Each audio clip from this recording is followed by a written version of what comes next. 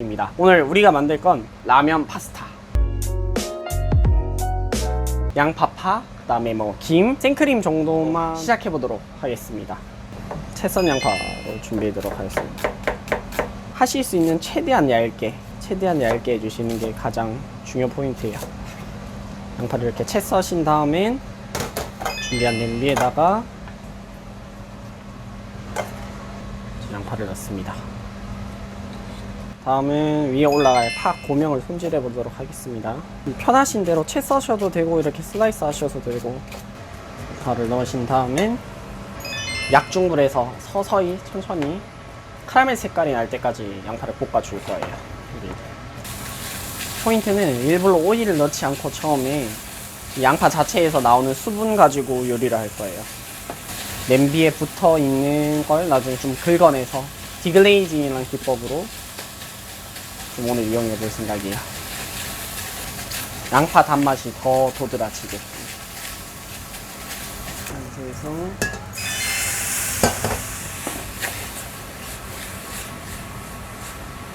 준비한 물을 조금씩 넣어가면서 밑에 눌러붙은 걸 이렇게 줄 거예요.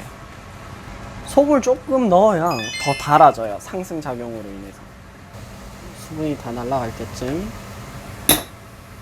버터 조금 넣어주셔서 풍미를 좀 더해 보겠습니다. 자, 양파는 이제 어느 정도 마무리 되었고요. 소스를 먼저 만들어 보도록 하겠습니다. 면을 삶기 전에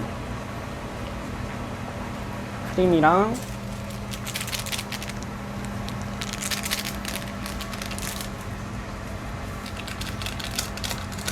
육개장 소스, 육개장 스프,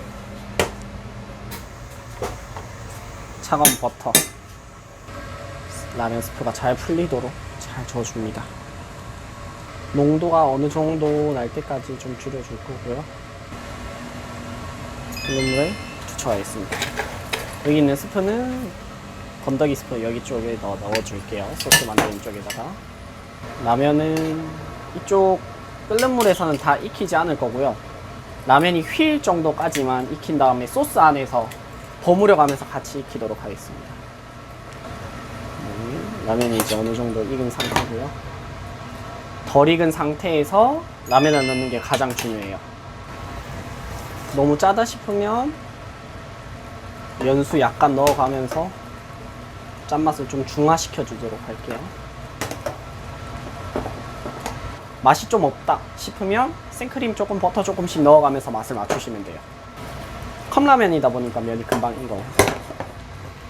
빼도록 하고요. 바로 플레이팅 해보겠습니다. 면 같은 경우에는 너무 평평한 데에다가 담으면 안 이뻐 보일 수가 있어요.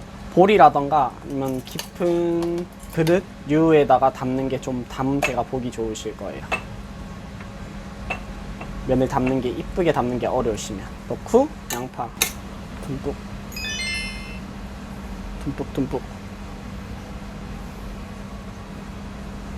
사이사이에 같이 썬 대파를 좀 올려주도록 하겠습니다. 마지막으로 김 올리면 분위기 내면서 먹을 수 있는 라면 파스타 완성!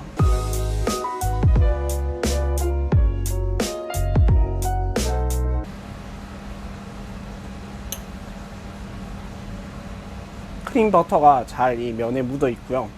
약간 짜다고 생각할 수 있는데 이 볶은 양파의 단맛이랑 이 짠맛이 어우러지고 마지막에 너무 무겁다고 생각될 때 채 썬 대파가 좀 이걸 잡아주는 역할.